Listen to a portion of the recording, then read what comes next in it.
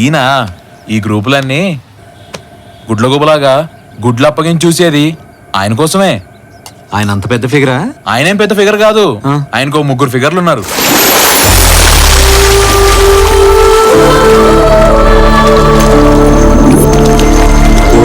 కత్తిలా ఉంటారు.